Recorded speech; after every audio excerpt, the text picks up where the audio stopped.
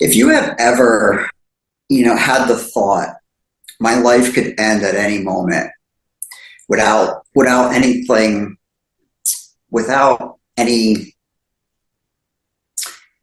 notification, I want you to know that it can. And that's exactly what happened to me.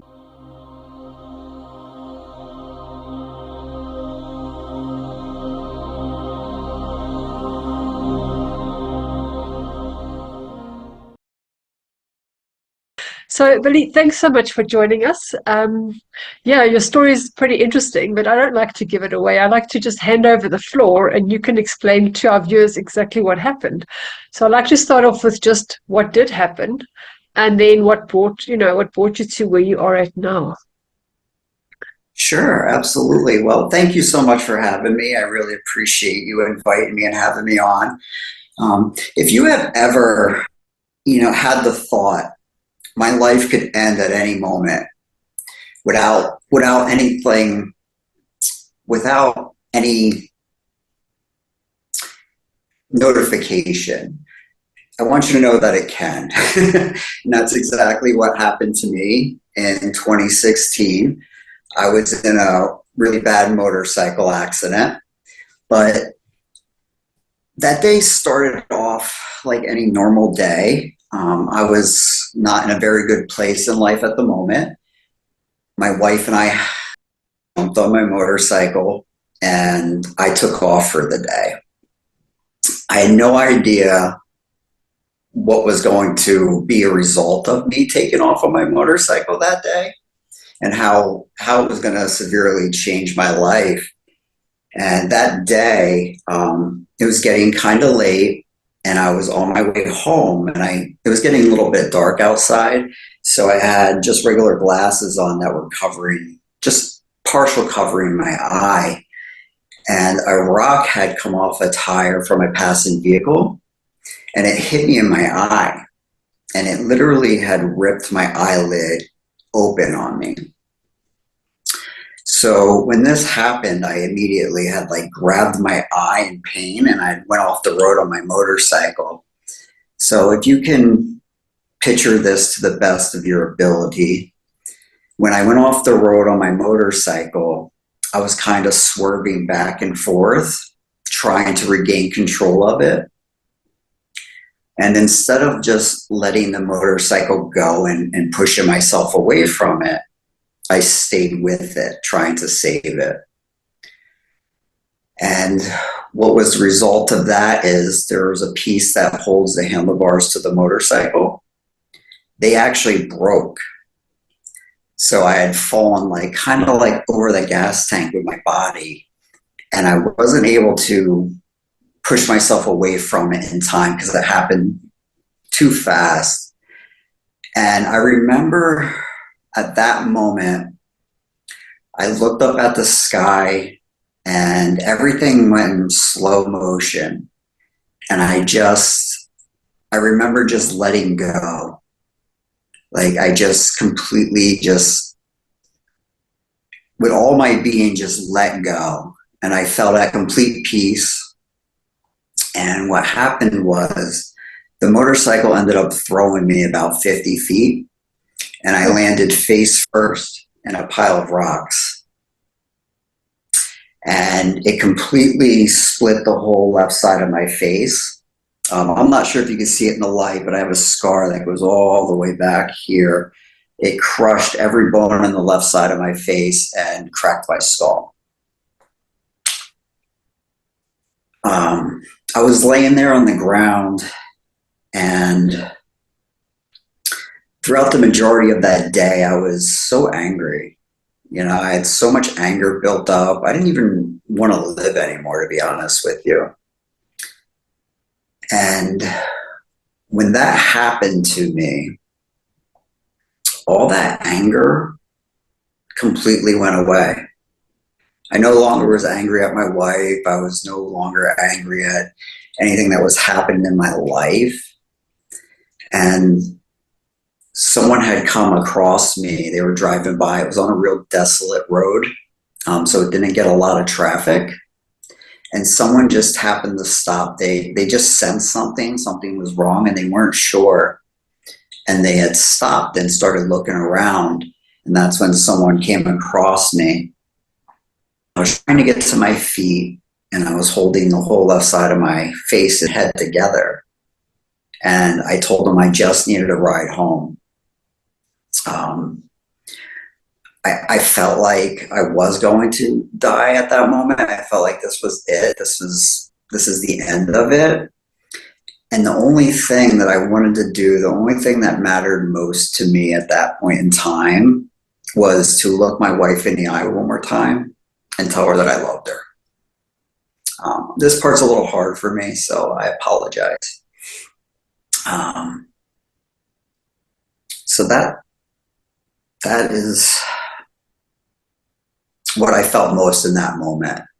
All the anger was gone, and it just wasn't important anymore.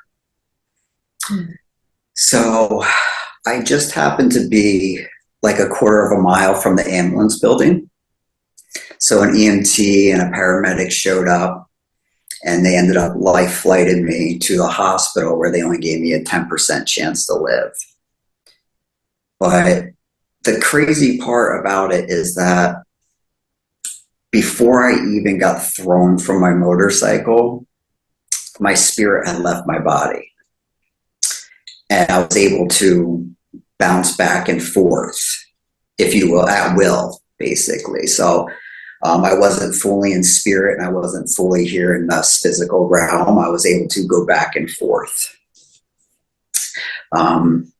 So that is where my story starts, with my accident and my near-death experience. Yeah. Sorry to hear that. So just a question, and I know that like things that happen before the age of 7 is normally part of your life plan, but do you think this was part of it? That's a good question.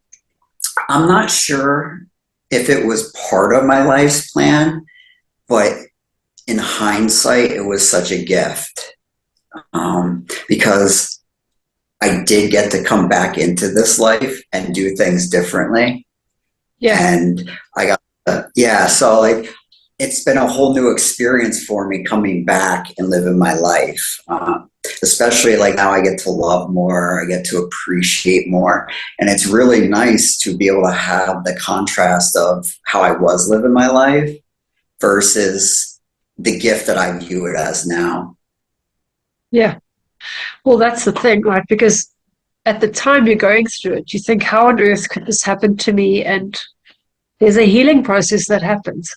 But when you look back on it, do you think you'd still be the same person? Do you think you would have changed had something like that not happened? I don't think I would have without the catalyst that I experienced. Yeah. So, and how has your relationship with your wife changed since then? Because obviously I'm going to assume that you changed, like fundamentally. Yes, and that's the hard thing when you have such a profound experience like that, and you do come back into physical reality. You had that experience, but no one else did. So they don't necessarily change, and it's a little hard to accept, because you're like, why aren't you more appreciative? And you have to remember they didn't have that experience, so it is a tough transition for sure. And how is your relationship now with her? I'm glad you brought that up, because this is a really good point that I'd like to make. Just because you have that kind of experience and you have that profound change within yourself, and you do come back in the physical reality, it doesn't mean life's going to get easier. It doesn't mean that everything is, sunshine and roses and everything's great. My life actually continued to fall apart more than ever, if you want to use that term. And so did my relationship with my wife. We still had many of the lessons that we both had to overcome and learn through, which we eventually did. And we're in a really excellent place now. But it's really important to point out that, it isn't so great when you first come back. You still have your life problems to deal with. Yeah, absolutely. So I'm going to assume you're not riding bikes anymore. No, I still do. I Yeah. absolutely love riding. Yes, I love riding motorcycles. And when you see that there's nothing to be afraid of in passing, um, that helps a lot because you know exactly where you're going and you know that you're eternal and you Yeah. know that your journey doesn't end. So, Yeah. So let's just like, so you say you were half out the body and half in the body. How did you know? I mean, were you watching yourself, or were you on the other side? yes, there you had, but well, I had both. So I had moments where I was on the other side. You can, if you can imagine, like an in between place Uh-huh. where you're not completely crossed over, but you're like in between physical reality and spirit. And then I'd have moments where I'd be back in my body. There was a point where I was in a coma for 6 days, and I could come back into my body. And I could hear people talking to me. I knew exactly what they were saying and all that fun stuff. And then I could go back into spirit. So Okay. So what did you experience being in spirit? How was that? this is the hard part for me. The first thing I can tell you, and what I was able to retain, is the feeling of unconditional love. The the remembrance of who you are and where you come from, and it's a feeling like no other. It is just absolute unconditional love. um, as far as what I remember seeing, I wasn't able to retain all that. I equate it as like when you're born, you don't really have that recollection of where you just were when you came into the body. Yeah. Yeah. So is it something like when you're dreaming, you'll wake up in the morning and remember having a dream, but then it kind of fades away? Or is it something you can like really remember clearly? Yes, it was sort of like a dream where a lot of it has faded away over time, because when you Yeah. first come back, you're like you're kind of blown away and you keep it to yourself because you're not you don't know how other people are going to take it. You don't even know like fully what you just experienced. Yeah. Luckily for me, I was able to retain the fact that I had made a promise, and wasn't to anybody or any energy. It was to myself that when I came back into this life, I was going to try to live my life to the best of my ability from that feeling place of unconditional love, of what I felt. And remember that that's what's most important. And is that working? Or is it something you also need to work on? You always have to work on it because you always have life problems. you know but you absolutely can do it, and you can do it more of the time. You can connect to that love. I call it the vibration or the frequency. It's always there for you, and you can connect to it at any time. Yeah. Do you think that that wasn't your time yet, or you were given an opportunity? Because they say that you get sometimes, I don't know if it's 3 exit points or something, and that you can choose to say, I will leave or I'll go. Do you have a recollection that you had to choose at that point? Yes, I did have a choice. I wasn't sure that I did want to come back into this life, Yeah. but I was shown I had to gain in doing so. A lot of that I have lost over the years, but I was given the choice, yes. Yeah, it's so interesting because, I mean, we come into this body for a reason and then we forget what that reason was. And then all we do is wish we weren't here. And then we're scared that we're going to go to the other side. And it's like this, it's a total, it's like if you haven't been there, you don't remember, then, you're just Yeah, afraid of something you don't know. But now you can't be afraid anymore. Yeah. exactly. And I have a remembering too, and this might make sense to a lot of listeners. Before I even came into this life the first time, I remember being shown the life I was going to come into. as like this starting point. And I was like, I'm going to kill it. I'm going to absolutely kill it, you know? So I think we're so excited to come into this life, and then we get here and then we run into problems or resistance, whatever you want to call it, you know, life. And we forget about that. We forget about how excited we were to come into this life, and all the beautiful things that we get to experience while we're here. No, I think you're right. I've done a few past life regressions, and I know that your soul leaves before the moment of impact, so that you kind of get spared the pain part of it. But I Yes. also know it's almost the same thing when you go into the body. It's like you leave your consciousness just before you come here. It's like the same on either side.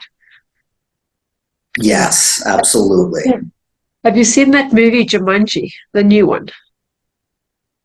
I have not, no. It's so interesting. I just wanted to know because it's about these children that find a game, and they're in, like, I don't know if it's a library or somewhere, and they start playing this computer game, and they'll end up going into the TV. And whatever their avatar was, they become that avatar in that. So they have certain strengths and they have certain weaknesses. And they've got three lines on their wrist, and they don't know what the lines are for until one of them dies, and then they minus a line. And they kind of have to get to the end. And I just thought, is that what it is like? Do you think it's almost like we're in this video game and we're here to pass the test, although you can't really fail? I think that's a great representation of it, a good way to describe it. It's my understanding, or my current understanding, is that we come here to sift through this physical reality and to, you know, enjoy that physical part of it with all our senses. You know, we Yeah. could see, we could hear, we could smell, and we taste, and that's such a beautiful gift to be able to do, and enjoy as a spirit. And I think that's why we're excited to come here. Yeah. So what happens when you tell people what happened to you and that you left? Are they still, because to me it's so normal, but I know if I talk to people, even my parents, they think, "Ugh, they don't know what I'm talking about." But do people still frown on that, or do they think you're making it up, or does it even matter? Most people don't even ask me. I gotta be honest. They just, I'm you fascinated. know, Why not? yeah. I try to just lead by example and let my happiness and my appreciation just kind of be the guiding light for them, and because they're gonna go their own path and they're gonna believe what they want to believe, and sometimes it's just more of a battle trying to express that. So I just try to be the best example I could be and see if Yeah. that catches interest. Yeah. Well, okay. So do you think that you kind of got clearer to what you came here to do through that? Or is it just more of a case of being more present? I'm sorry, I missed the first half of what you asked me. Okay. No, I was saying, do you think that that experience made you clearer on what you were coming here to do in the first place, on finding your purpose? Or is it more just about being present? It absolutely has, because I have to be honest with you, for the majority of my life, I didn't even know who I was. I filled my void and my experiences with drugs and alcohol, and I had no idea who I was until I actually started living from that place, from that experience. And I Yeah. finally got to understand who I am at a soul level and at the core of myself. So tell me a little bit more about the drugs. Were you always taking drugs? Is that like, was that part of life? Was that just what people do, or is that what you just did? Yeah, I grew up around it. So it was very much in my family and life in general. So we grew up thinking that that's kind of what you do and that's acceptable. And so it was like not every, but a lot of the experiences of my life. I mean, going back as far as like 14 years old, that's what I did. Whether it be smoking pot, drinking, it did get into like heavier drugs later on down the road, but I was always under the influence of something. And that's how all my experiences were. I didn't know how to experience life any other way without that. Yeah. And has that changed now? Yes, absolutely. Once I started to be able to connect to that energy and connect to that love and not have the drugs in my system, it took me a while to adjust and to learn that like who I actually was. It was actually like a profound moment where I was like, that's not even who I am. Yeah. Well, I've heard from a few people that have had near-death experience that, the one lady actually was told enough drugs and she came back and said, well, I'm just carrying on.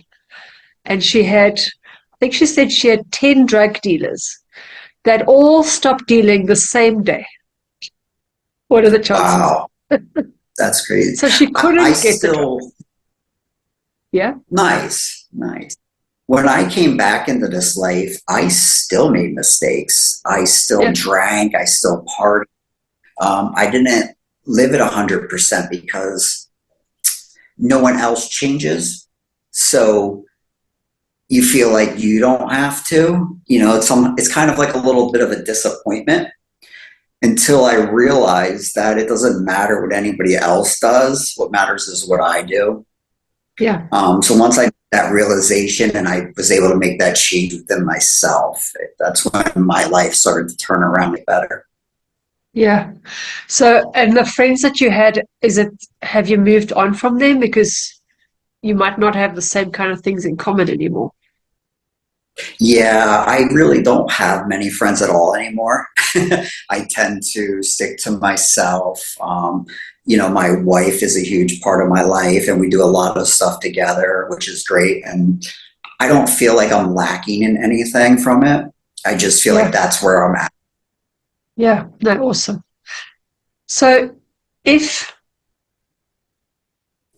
I don't know, but I think people that take drugs is either a learned behavior because that's all you know, or it's trying to fill a void. Do you think that was what it was for you? And now that void is kind of, well, what's the point? Because the void is filled already. That you put that perfectly, and it is. I think a lot of it is to fill a void because people don't know how to connect to that love that's available to them all the time. They were never Yeah. taught how to. They were Yeah. always taught that you fill it with something. So I I always agree. say, like, do you have to have a near death in order to learn that? Or is there a way that people can do it without having to do it the hard way you did? Yeah, they have to be open to it, be open to hearing the advice from somebody and telling them that you don't need to have that experience to enjoy life. That's a lot of what I do. Yeah. Is I try telling people this that you don't have to wait until you're on your deathbed to show someone that you love them, Yeah. but you have to be open to it. You have to be ready for that. Yeah. I mean, I know a lot of people say that, like, if somebody's got cancer and they're dying or something, people are upset because obviously, you're losing a loved one, right? But you're getting a chance to say goodbye. Where if it's sudden, you don't have that chance, like you say. It could just happen in a moment. You might not make it to your deathbed. You might just walk across the road tomorrow and something happens. So the whole point is not to live in regret and actually seize the day. How has your work been affected, or did that just stay the same as well, or did that change? For a long time, it stayed the same as far as my profession. I have been a professional tattoo artist for over 20 years. It did actually help me in that aspect because of the way I interacted with certain clients. So I was coming from a whole new place within myself when I would interact. And so that experience evolved into something better, and I evolved into way better clients. Most recently, I don't tattoo anymore. I only do a select clientele for that, but I channel spiritual teachings and guidance. So I'm trying my best to reach the people that are ready to hear about connecting to source, about, filling that void, like you said, and being happy. Yeah. So that's an interesting career choice. So is it just because you like tattoos, or you're good at drawing? I wish I could draw. It was for me when I first started tattooing 20 years ago. I enjoyed the process of it. It was more like a ceremony for me Okay. because my first tattoo I got because my father had passed away when I was 10. So when I got the tattoo to memorialize him, it was like kind of like a ceremony. Yeah. And that really interests me. And I wanted to do that for other people to assist in their healing. So that's what Yeah. really attracted me. Yeah, that makes sense. I know that, I mean, people often say, why do women cut their hair when they get married? Or why do people have a tattoo when they leave school or have a piercing? But it's actually almost like a rite of passage. I mean, all Yes. cultures have got something. It's like some tribes cut their cheeks or others get circumcised or whatever it is that they're doing. So do you think that was what it was for you as well? And your clients? Yes. Yeah, absolutely. And that's what the biggest thing for me was with tattooing. Yeah. So what are your clients like? Because I know there's also the sides of the fence. There's people that say, how could you do that? And then there's others that say, how could you not? um, the clientele definitely for me is a wide range of different people from different backgrounds. I tend to get a lot of people that were basically guided to me for their tattoo for one reason or another. I will notice when I'm tattooing them, they'll start talking to me about their life situations, as opposed to, and they won't even know why. They're like, I don't know why I'm telling you this right now. So I get a lot of that. Yeah, I'm sure. Well, then you know it is, right? So when they come, is it people that are also just going through something, or is it like sometimes you get youngsters that just say, okay, we're getting drunk, let's do it all as a dare, and you know, what would you say it is? I don't do much of that anymore. A lot of the clients I work with, they are getting meaningful tattoos, you know. So, and I try to guide them in that direction anyway. Where I'm like, if someone came in, let's just say someone came into my shop and they were drinking, I'd be like, we're not doing that, you know. Yeah, Come back and talk to me when you're sober. yeah, absolutely. So now you also do channeling. Is that something that came to you, or is it something you decided to work on? Yeah, it came to me. I wasn't even sure like what was happening at the time when it was coming to me. And I had a few mentors that had guided me and helped me and understand what was happening and how to better, you know, control it. Okay. Do you channel other people's guides or your own guide? Who do you channel? Sometimes I do channel other people's spirits and guides, or sometimes I'll channel people that have passed, but I don't get that as often. I Uh-huh. mainly channel a group, and it's a collective of spirits that have come together as one. I call them Uh-huh. the seven, but it's basically a singularity of energy Okay. that through. And are they kind of like Abraham Hicks, where you ask questions and they just share, or do they come at a certain time and say, right, we're just going to tell you stuff? Because I know some people that are psychic, they just get information and they're like, I don't want to tell that person. I don't even know who they are. Or is it more a case of connecting purposefully and saying, right, now I'm going to do this? I actually had it happened to me accidentally. And the first few times where I'd be tattooing somebody and their loved one would come through, and I didn't know what to do. I'm like, do I say something? Do I not say nothing? I don't even know what's happening right now. I'll be sleeping and I'll be woken up at 2, 3 in the morning, and I'll just start downloading spiritual messages. They're all good messages. It's never been any message of fear or any messages of how to be more fulfilled, how to be happy, connecting the source, vibration, very, very much along the lines of Abraham Hicks and her teachings. Absolutely. Yeah. Yeah, I mean that's really how you kind of know that it's coming from a good place, you know. If they're coming with all the bad news and this one's cheating and that one's stealing, you know, you don't want that. I never had that happen. So are you able to turn it off? Because like I know some people say it's quite hectic. You try to sleep and now you've got this person tapping you on the shoulder and you do you have that or not?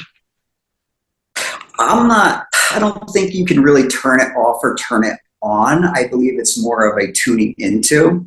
And once Okay. you're open to it, it kind of flows. Unless you're distracted and your mind's elsewhere, then you're not on that same vibrational frequency to hear it. I think Yeah. anybody could do it. It's just about what frequency are you on, and you would have it. No, I think so too. So I'm going to assume that happened after your near-death experience, that after the accident. So that you open to it, or do you think it's something you've always had? I probably always had it, but I didn't know what was going on. I just thought I was super smart at the time. Like, oh, that's a really good idea. Good job, you know. But now I know Okay. that it's not me thinking the thought, it's me tuning in and receiving the thought. Okay. Well, where can people get hold of you if they wanted to see your work or get a tattoo done or maybe even have a channeling with you? Yeah, absolutely. Manifestyourdesirestoday.com. That's my website. I'd love for you to go there. Message me. You'll be talking to me directly. So it's really easy. Okay, easy. Do you have a message for our viewers before you go? Something, Yes. It's really important to know that you come from love, you return to love, and you're always connected. It's just about how open do you want to be to it while you're here. So I think that's really important for everybody to know because I see a lot of people struggling, and that's why I stepped into what I do is because I don't like to see it and it's unnecessary. So I think it's important for them to know that. yeah, yeah. No, thank you. That's lovely. So something also just came up was like I know that we're in for heavy times coming. There's a lot of turmoil going to be happening. What would you say about that? Like, what would you say to people? Because I know when you go into fear and panic, you're not achieving much. You don't want to take on more than you should be taking on. There's always going to be things happening in the world that are desirable. But if you can shift your focus onto the things that are going right, focus your attention on the things that you love, the things that are going right in your life, that is what will be most effective, not only to yourself, but the whole world. That's good advice. Thank you. You, All right. Well, thank you so much. Thank you for sharing. It was lovely to hear your story. And I would say it's bad, but it's never bad because there's always opportunities for growth out of everything. And at the time, life's a right. tough teacher, but I think, I mean, I work with people that have been in toxic relationships, and I always say that my narcissist was my greatest teacher. You know, instead of seeing them as the enemy, it's a gift. It's like, what are they here to teach you about yourself rather than you're not a victim. It's all about perception and it's about, you know, standing in your power and owning your responsibility for your life. And that's where the magic is. You said it. Yeah. Yeah. Billy, thank you so much. Appreciate you sharing. Thank you so much for having me, Natasha. It's been a real pleasure to talk to you and have this conversation. And I hope you have a great day. Yeah, thank you. Likewise. Okay. Bye bye.